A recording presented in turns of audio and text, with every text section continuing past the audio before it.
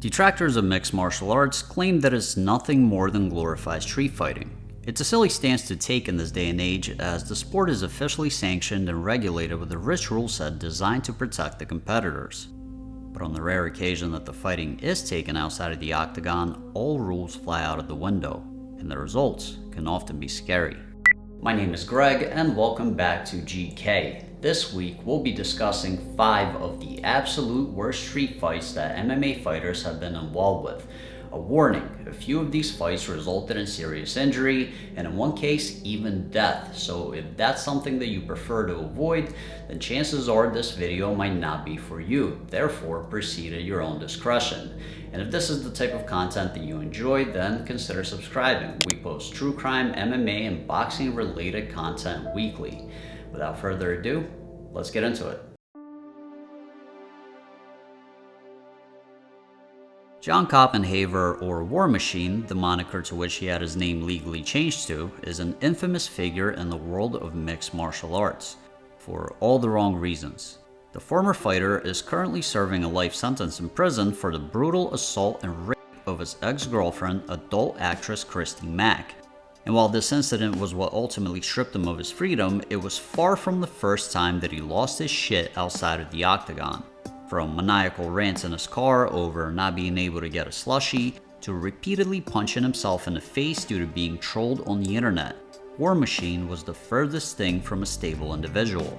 And 5 years prior to the Christy Mack situation, he was involved in a brawl during a birthday party for another adult actress.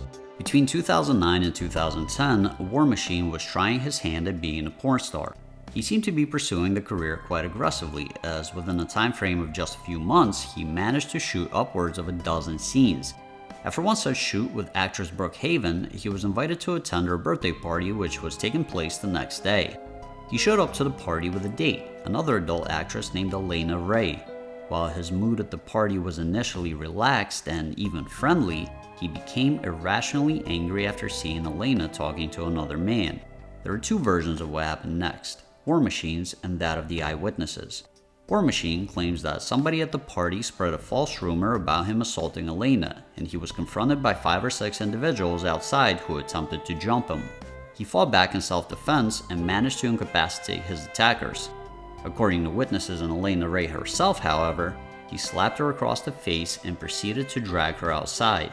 When several people came out to try and defuse the situation, he attacked everyone without provocation, with the brunt of his ire apparently directed at his own agent Derek Hay. At least 1 man was knocked out cold in the melee, and 1 more lost 3 of his teeth. Brooke Haven later described the incident as a massacre with bodies laying everywhere, and claimed that the fight got War Machine blacklisted from any future involvement with the porn industry. A short while later, he was sentenced to a year in jail for 2 unrelated assault cases stemming from bar fights. He ultimately ended up serving 2 years and 2 months before being released in October of 2012. Former UFC middleweight champion Chris Weidman does not seem like a person that would be involved in confrontations outside of competition, but prior to being in the UFC, he was no stranger to street fights, and on one occasion, it almost cost him his freedom. After a night of partying in his early 20s, Chris was coming out of a bar accompanied by his much smaller wrestling buddy. 3 guys who played basketball around his neighborhood and were physically on the larger side began to harass his friend. And when Chris got involved and asked him to stop, they began to antagonize him as well. Chris was shoved and retaliated by throwing a punch and knocking one of the guys out cold, while his friend took another down with a double leg. The third tried to choke Chris from behind and was thrown onto the concrete sidewalk, which resulted in a large portion of the skin on his face being scraped off. He began to yell, and due to this being a college area the police regularly patrolled, the screams quickly attracted them to the situation. Chris was detained, and it turned out that the person he threw was the son of a police officer. He claims that the cops tried to misrepresent the situation and say that he was stomping on the unfortunate guy's face, but ultimately he ended up walking away scot-free. Sergey Nazarov has a career that spans more than 2 decades, and he's fought in several MMA promotions, most notably the now defunct Pride FC, which at one time was a very legitimate competitor to the UFC. He shared the ring with several legendary fighters like Pedro Hizo, Fabricio Verdum, and Fedor Emelianenko. Because of that, in the eyes of many fans, he's a legend of mixed martial arts in his own right. Apparently, he's also a pretty nice guy, often letting his friends borrow money when they're in a tight spot, something that unfortunately worked against him on November 13th of 2020 when he was assaulted by another MMA fighter named Adam Yandiev on the sidelines of a Battle of Champions event in Moscow after asking him to repay a previous debt. Adam, enraged that Sergey was telling people that he owed him money and was ducking his attempts to collect it, first attacked Haritanov's friend Ruslan Abdo, breaking his nose. And when Sergey took a walk outside with him later in the evening, under the impression that they were going to have a simple conversation, Adam struck him in the face several times while wearing brass knuckles. The result was a broken nose and orbital bone that would require surgery. In the aftermath of the incident, both men gave interviews to the Russian media sharing their versions of the story. Adam claimed that he owed Sergey nothing and was never planning to assault him. He just did so after Haritonov supposedly used disrespectful language when addressing him. Haritonov, on the other hand, stuck to the story of Adam owing him money and attacking him for simply asking for it back.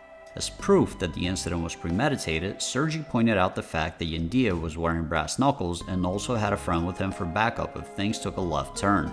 Initially, Haritonov claimed that he would press charges, but after Adam made some thinly veiled public threats, the two shook hands and came together to supposedly set a good example for the youth, much to the chagrin of Sergey's fans.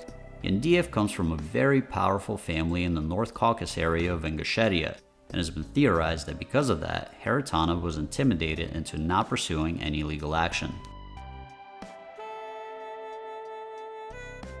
Former UFC fighter Mikhail Falcao was released from the promotion in 2011 after being convicted of assaulting a woman outside of a nightclub in his native Brazil. Apparently, he didn't learn his lesson, and when he attempted something similar 2 years later, it almost cost his friend his life. While waiting in line behind two women at a gas station, Falcao moved inappropriately close to one of them. After being rebuffed, he got angry and assaulted the woman. She quickly called over her male relatives and friends, and a fight broke out inside of the gas station between Falcao, the men, and Falcao's friend, featherweight MMA fighter Cal Mena. The brawl eventually moved outside, where Mena was knocked out cold with a 2x4 by one of the men and then punched and kicked in the head multiple times while unconscious. He ended up on the brink of death and had to have emergency brain surgery. After temporarily losing 70% vision in one of his eyes and having to go through years of physical therapy, Mena made a full recovery. However, he was never able to go back to being a fighter, becoming a trainer instead.